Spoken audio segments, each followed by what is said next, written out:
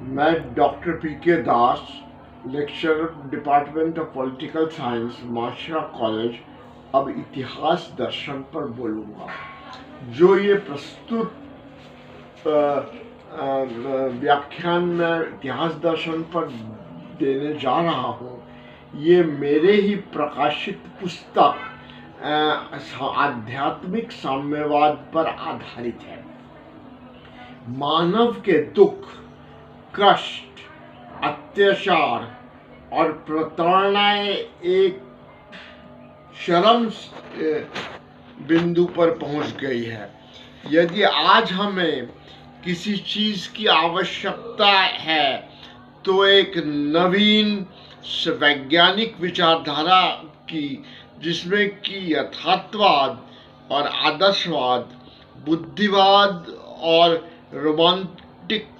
रोमांटिकवाद, फलवाद और मानववाद का ऐसा सुंदर समन्वय हो कि सभी अतार्किक विनाशकाली शक्तियां अपने आप नष्ट हो जाए और न्याय और सृजनात्मकता पर आधारित एक प्रबुद्ध समाज अस्तित्व में आए। हमारे वर्तमान समाज का आधार ही गलत है। हमें ट्रांजैक्शन एनालिसिस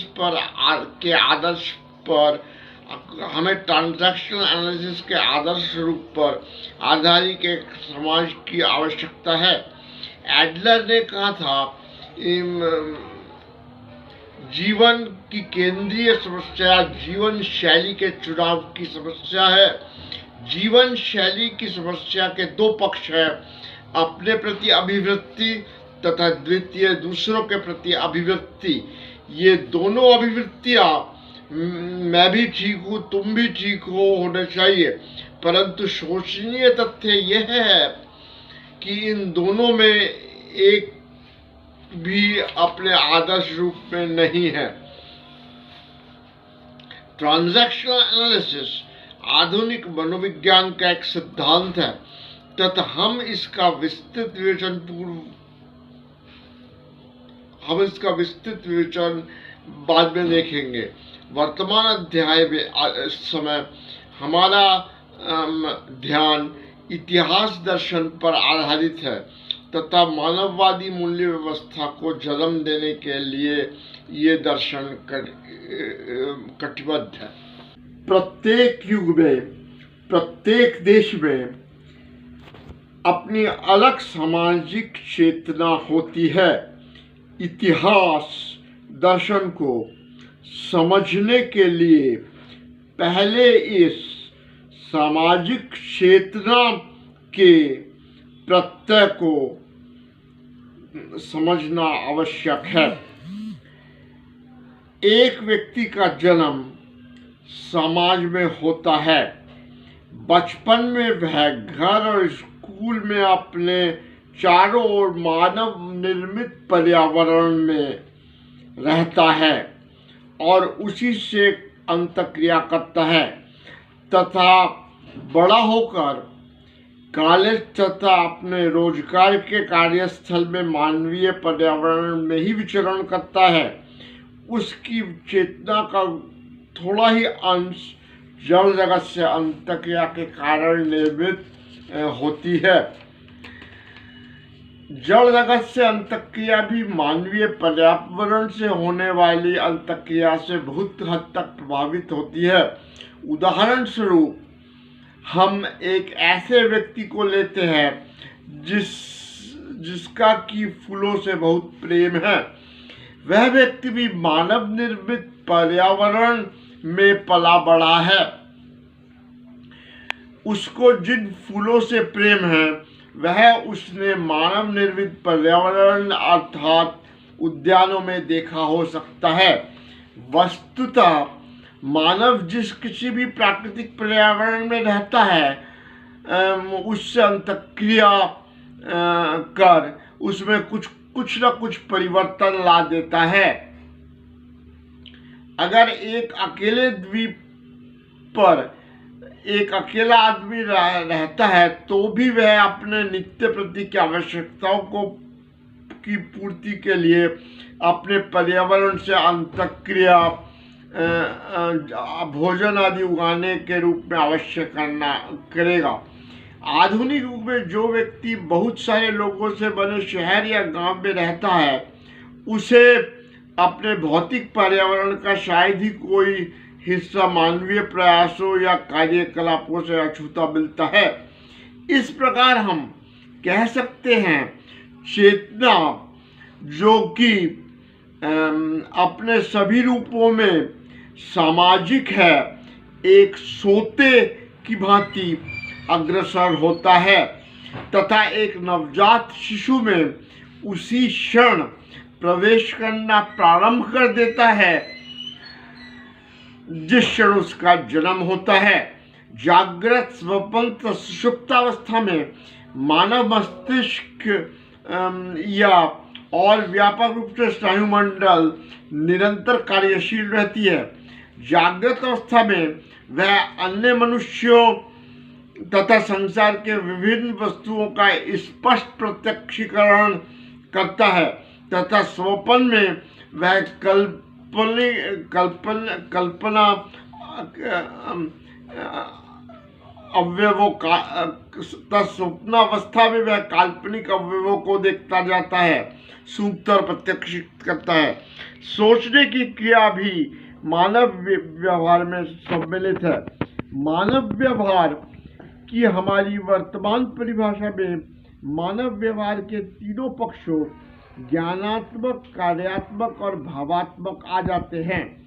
जिस प्रकार से पानी की विभिन्न बूंदें मिलकर यथार्थ जगत के सोते का निर्माण करती है, उसी प्रकार से सभी व्यक्तियों द्वारा किए गए सब व्यवहार मिलकर सामाजिक चेतना के सोते का निर्माण करते हैं। एक अकेला व्यक्ति द्वारा किए गए सभी कार्य एक्ट, चाहे कि वह ओवर्ट या हो, व्यक्त हो या कोवर्ट अव्यक्त हो, मिलकर व्यक्ति के चेतना का निर्माण करते हैं।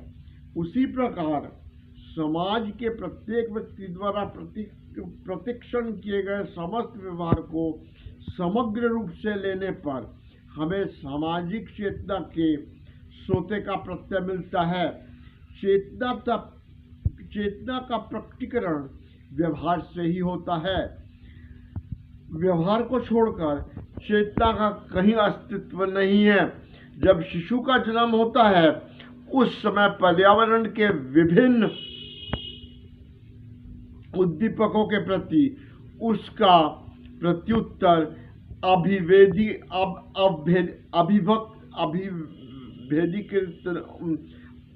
अभिवेदीकृत होता है। ये मुख्यतः उस समय मूल प्रवृत्तियों के आधार पर अपने पर्यावरण से अंतःक्रिया करना आरंभ करता है। कुछ बड़ा होने पर अपने पर्यावरण में से आने वाले सुझावों को ग्रहण करने लगता है। उसमें तर्क शक्ति विकसित होती है और वह प्राय अपने बड़ों का नकल करता है। उस अवस्था में मूल प्रवृत्तियों का उसमें नहरीकरण, कैनलाइजेशन और परिमार्जन, सब्लिमेशन करना होता रहता है। वह वातावरण के विभिन्न उद्दीपकों के प्रति विभिन्न प्रकार के प्रक्रियाओं और व्यवहारों को सीखते हैं, जिसे कि मनोविज्ञान की भाषा में कंडीशनिंग कहते हैं। सीखने की ये प्रक्रिया जीवन के प्रारंभिक वर्षों में तीव्र तथा बाद के वर्षों में कुछ धीमे गति से चलती है, परंतु चलती है आजीवन है। यद्यपि तर्क शक्ति जन्मजात जैविकीय संभावना के रूप में व्यक्ति में प्रारंभ से ही विद्यमान होती है, परंतु ये मानव निर्मित वातावरण ही है जिसमें कि उसका विकास हो पाता है। व्यक्ति न केवल स्वयं तर्क करता है, बल्कि दूसरों के तर्क से वह सहमत या असहमत भी होता है। यदि वह किसी के तर्कों से केवल भावावेश में असहमत हो, तो भी उसके पास एक उत्तर तर्क रूप है। वह यह है कि उस विशिष्ट परिस्थिति में वे दूसरे के तर्कों को समझने तथा उसका ठीक प्रत्युत्तर देने में समर्थ नहीं है। इसी प्रकार मूल प्रवृत्ति के रूप में भी या मूल प्रवृत्ति जन्य क्रिया में भी चेतना का संचार एक व्यक्ति से दूसरे व्यक्ति में होता रहता है। इसका उदाहरण यौन क्रिया तथा अति क्रोधाविशिष्ट होकर मारपीट करना है।